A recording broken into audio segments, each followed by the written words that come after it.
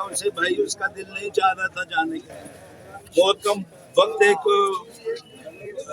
करार पा चुका हुआ है, उस वक्त जाना है।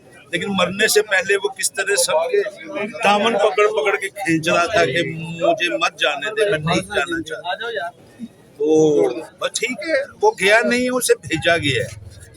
वो कोडू मरा नहीं है, मैं चीख चीख के कह रहा हूँ, उसका कत्ल हुआ है, मारा गया उसे। 40 साल एक बंदे स्टेज को दिया, क्या पाकिस्तान में यही हाल होना चाहिए? आप क्या समझते हैं? कितने आपके सामने हो ही रहा है ਤੁਹਾਡੇ ਸਾਹਮਣੇ। ਇਹ ਇੱਕ ਦਿਨ ਦੀ ਗੱਲ ਹੈਗੀ ਹੈ ਜਿੱਤੇ ਕਿੰਨੇ ਮਕਤੂਲ ਨੇ ਜਿਨ੍ਹਾਂ ਨੇ ਜੋ ਮਰਨ ਵਾਲੇ ਨੇ ਨਾ, ਮੈਂ ਕਹੋ ਤੇ ਉਹਨਾਂ ਦੀਆਂ ਵੀ ਲਿਸਟਾਂ ਤੁਹਾਨੂੰ ਦੇ ਦੇਣਾ, ਜਿਨ੍ਹਾਂ ਨੂੰ ਹੱਥੀਏ ਮਾਰ ਰਹੇ ਨੇ ਸਾਰੇ रल के। सर उनका साहबजादा ने कल रोते हुए कहा कि मेरा वालिद साहब चिल्ले दिल्ली के तलस्ते लेके उनके पास आया नहीं।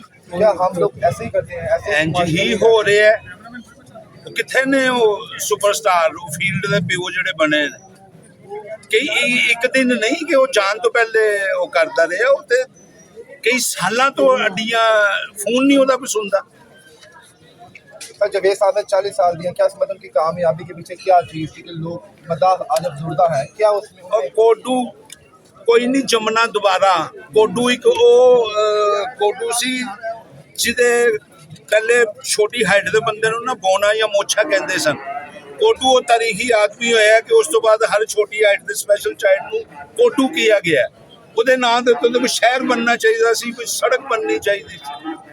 ਉਹ ਓਡੀ ਸ਼ੋਹਰਤ, ਓਡੀ ਇੱਜ਼ਤ और ओडा टैलेंट तो किसी को नसीब नहीं हो सकता। सर उनकी एक वीडियो वायरल हो रही है इंतकाल से कबल दिन के, वो एक वार्ड में लेटे हुए हैं और जिस उनके साथ बेड पे लटकी हुई है।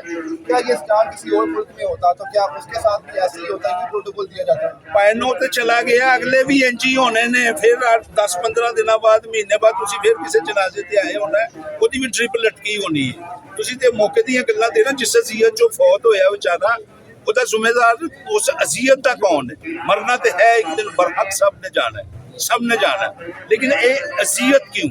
वो अजियत च मरे है, वो इस फील्ड की बेहिसी की अजियत च मरे, मरिया नहीं मारिया गया है। सर आखिरी दफा क्या मुलाकात हुई थी आपके साथ, क्या बातचीत हुई? आखिरी दफा जी गल हुई सी ना, मेरे सीने च महफूज से मरन तो एक दिन पहले, और मेरी वो फोन पे गल हुई।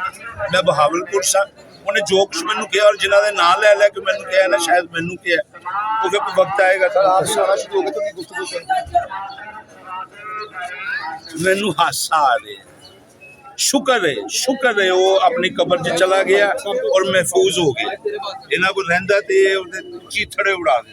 उनके चाहने वालों के नाम सर क्या रहेगा? बस मरदे वेखी जान, चाहन वाले भी भाई चाही जान, उस तो बाद उन्होंने मरदे वेखी जान। मिस करेंगे आप उन्हें सर? हैं? मिस करेंगे आप तो भाई ज़्यादा आपका तलक के साथ। यार अल्लाह।